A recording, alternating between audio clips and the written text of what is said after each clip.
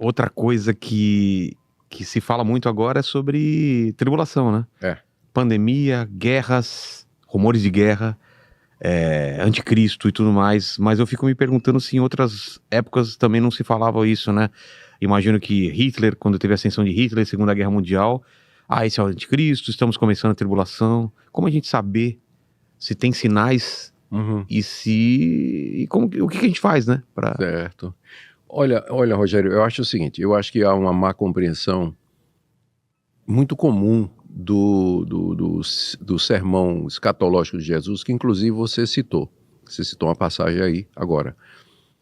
Jesus, indagado pelos discípulos sobre como seria o fim do mundo e quando é que ele voltaria, não é? Exatamente. Aí ele deu uma lista de coisas que na época era meio impensável. Ele disse que surgiriam guerras, rumores de guerras. Havia a chamada Pax Romana, o Império Romano estava em paz, né, mantida a força militar, mas estava em paz. Mas ele disse, vai ter guerra, rumores de guerra. Vai ter epidemia, vai ter terremoto em muitos lugares. Tudo bem?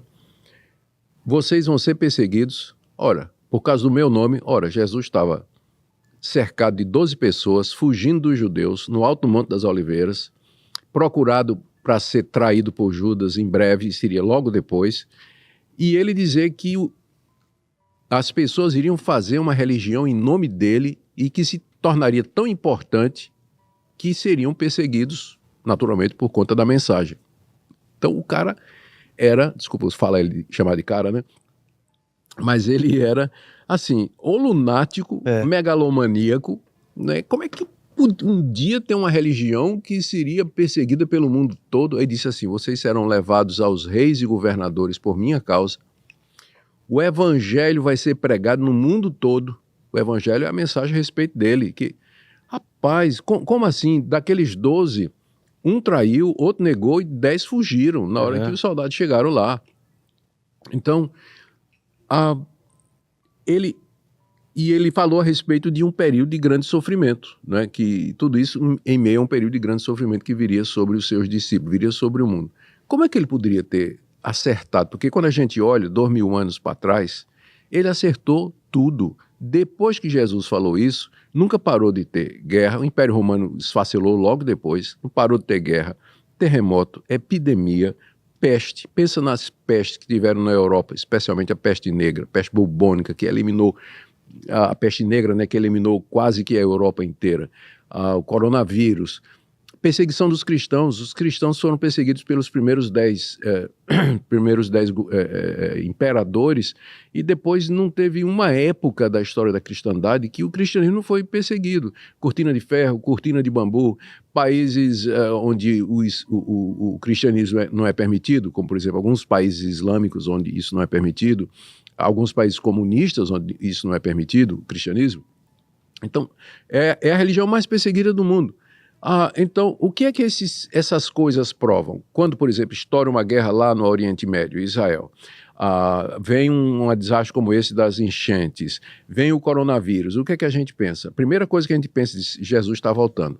Mas esses sinais não foram dados para a gente marcar a chegada da vinda de Jesus, mas para ter certeza de que ele vai voltar. Porque se ele acertou nessas coisas, ele também vai acertar quando ele diz que aí, então, eu vou voltar. Vocês verão o meu sinal nas nuvens vindo com os anjos.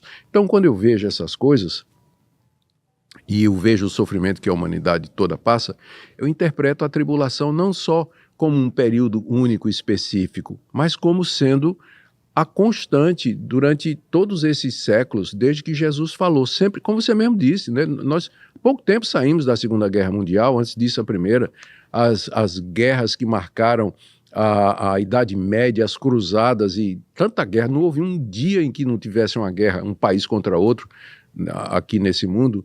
Então, eu não digo assim, é a grande tribulação, eu digo, isso faz parte dos sinais que Jesus disse que haveriam de acontecer para garantir que só ele resolve esse mundo e que ele está chegando para fazer isso. Diante disso, o que é que eu faço? Eu o amo, eu o adoro, eu o sirvo e eu quero viver para a glória dele, em tudo que eu fizer. Isso aí é a reação correta diante da veracidade, quando a gente constata a veracidade de tudo aquilo que Jesus falou, Rogério. Mas estamos vivendo uma época, muita coisa acontecendo, né? Tem muita coisa acontecendo. São sinais, de qualquer forma, são sinais? Eles são sinais de que o mundo não tem conserto por ele mesmo, que os esforços humanos não vão resolver. São sinais de que alguma coisa está radicalmente errada na realidade, na criação, na humanidade, no mundo. É sinal de que algo pior vem pela frente e sinal de que esse mundo precisa de um clímax, o que os americanos chamam de closure, é um encerramento pacífico, porque, como você disse, tem muita coisa acontecendo, o mundo em guerra, pontas abertas, avenidas novas, coisas inimagináveis acontecendo, e parece que tudo está ficando fora de lugar, precisa de chegar um momento de, né, arredondar, fechar. Está tudo levando para isso. Isso vai acontecer quando Jesus vier. Antes disso, não. E qual é o sentimento que a gente tem que ter em relação a isso? Medo? Atenção? O quê? Se você ama Cristo, se você de fato ama, crê nele e entregou sua vida a ele, é um sentimento de expectativa boa, ao mesmo tempo de tristeza pelo que vai acontecer com aqueles que rejeitam o Evangelho e rejeitam Jesus como Senhor e Salvador. E o próprio Jesus disse que nós deveríamos estar vigilantes diante disso, estar preparados, viver uma vida correta, viver uma vida que esteja de acordo com a palavra de Deus. É essa a atitude que nós deveríamos ter. Amor ao próximo, cuidar dele, mas sempre na esperança da vinda do Senhor Jesus. Tendo consciência de que não há remédio para esse mundo. Isso não quer dizer, Rogério, eu não quero ser mal interpretado. Isso não quer dizer que a gente não possa fazer o bem, não deva fazer o bem. Não é deixar rolar. Não, mas é a gente fazer isso tendo consciência que a solução final, ela é sobrenatural, é Cristo, não tem outra. Entendi. Tem umas perguntas aqui dos membros que mandaram pra gente. Manda lá. Deixa eu ver aqui. Essas são as mais difíceis, viu? Exatamente. Olha aqui o R. Kilpert. Como você equilibra a interpretação tradicional das escrituras com a evolução dos valores e contextos sociais modernos? Que a Bíblia foi escrita num tempo. Sim. E o mundo está em outro hoje. Como a gente faz isso? Acho que foi isso que ele perguntou. Sim, uma pergunta muito boa. A Bíblia, na verdade, é um livro muito antigo, né? O último livro dela foi escrito há 2000 anos e o primeiro há 3.500 anos. Então, e foi toda escrita no Antigo Oriente, na cultura, no mundo do Antigo Oriente, em línguas que não se falam mais. Então, é isso que a gente chama de distanciamento. É o distanciamento hermenêutico, né? A Bíblia está distante de nós. Para vencer isso aí, nós precisamos primeiro estudar, conhecer as 3 línguas, conhecer o ambiente do Antigo Oriente, hebraico, grego e aramaico. Conhecer o Antigo Oriente, a cultura do Antigo Oriente, das civilizações daquela época.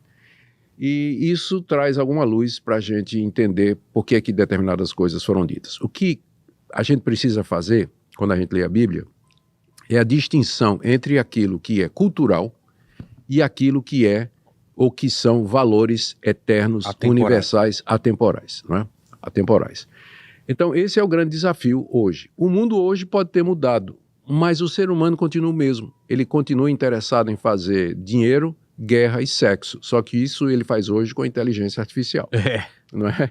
Mas sempre foi esse o interesse. A necessidade básica da humanidade é a mesma de dinheiro. Poder, dinheiro, prazer, celebridade, reconhecimento, enfim, tudo isso aí que a gente vê que caracteriza o mundo moderno e que lendo a gente vê que sempre foi a mesma coisa no passado.